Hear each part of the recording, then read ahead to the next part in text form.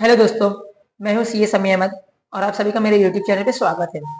आज हम डिस्कस करेंगे सेक्शन 194 आईबी, जो कि बात करता है TDS on rent on immovable property. आप सोच रहे हैं सेक्शन 194 आई में भी हमने यही बात डिस्कस की थी, तो दोबारा ये सेक्शन की रिपीट हो रहा है। तो सेक्शन 194 आई एप्लीकेबल होता है सभी पर्सन पर, लेकिन आईबी जो एप्लीकेबल होगा वो सिर्फ स्पेसिफिकली बनाया गया इंडिविजुअल और एचयूएफ पर, उन इंडिविजुअल और एचयूएफ के अलावा जो कि सेक्शन 194 आई में कवर्ड हो गए। सेक्शन 194 आई में कौन से इंडिविजुअल और एचयूएफ कवर्ड हुए थे? वो इंडिविजुअल एचयूएफ जो कि बिजनेसमैन थे या फिर जिनके जो कि प्रोफेशनल थे और उनका टर्नओवर 1 करोड़ या उससे ज्यादा था और प्रोफेशनल रिसिप्ट 50 लाख से या उससे ज्यादा की थी।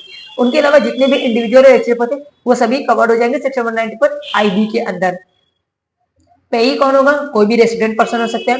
रेट ऑफ टीडीएस 2% होगा। फाइनेंस एक्ट 2024 से इसे अमेंड किया गया, पहले रेट ऑफ टीडीएस 5% का था।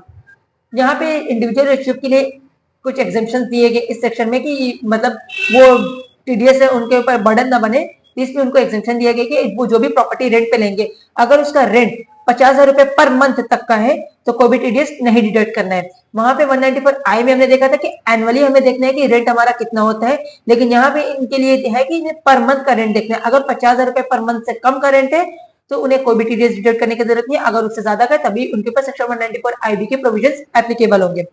ये रही एक एग्जामेशन की एक छूट की बात। दूसरा छूट क्या है कि उन्हें हर मंथ रेंट पे करते समय टीडीएस डिडक्ट नहीं करना है, क्योंकि वो कहाँ टीडीएस के कॉम्प्लिकेशंस रिटर्न फाइलिंग के पीछे पड़ेंगे। तो उनके लिए एक एग्जामेशन ये दिया गया कि वो जो प्रीवियस ईयर का लास्ट मंथ होगा उस लास्ट महीने का जब वो रेंट पे करेंगे तो उस मंथ में वो टीडीएस डिडक्ट करेंगे 2% की रेट से। लेकिन अगर वो जो टीडीएस डिडक्ट करे वो उनके रेंट के जो पे कर रहे हैं उससे ज्यादा है तो यहाँ पे भी उन्हें छूट दी गई कि वो जितना रेंट है लास्ट मंथ का उससे ज्यादा अगर उनका टीडीएस आ रहा है तो वो पूरे महीने का जो पूरा जो रेंट है वही डिपॉजिट करेंगे, एक्सेस अमाउंट को डिपॉजिट नहीं करेंगे क्योंकि वो अपने पास से पैसा नहीं देंगे, उनके ऊपर बर्डन एक्सेस बर्डन उनके ऊपर नहीं डाला जा रहा है। फिर अगर प्रॉपर्टी वो पूरे साल के लिए रेंट पे नहीं लेते, कुछ पीरियड के लिए लेते, जैसे कि एग्जांपल 9 महीने या 10 महीने के लिए ले रहे हैं, तो वो जो लास्ट मंथ होगा वैकेंसी से पहले का, प्रॉपर्टी खाली करने से पहले का, तो उस महीने का जो वो रेंट पे करेंगे तो उस मंथ में वो टीडीएस डिडक्ट कर लेंगे और उसको डिपॉजिट कर देंगे गवर्नमेंट के पास। तो ये था हमारा सेक्शन 194 आईबी।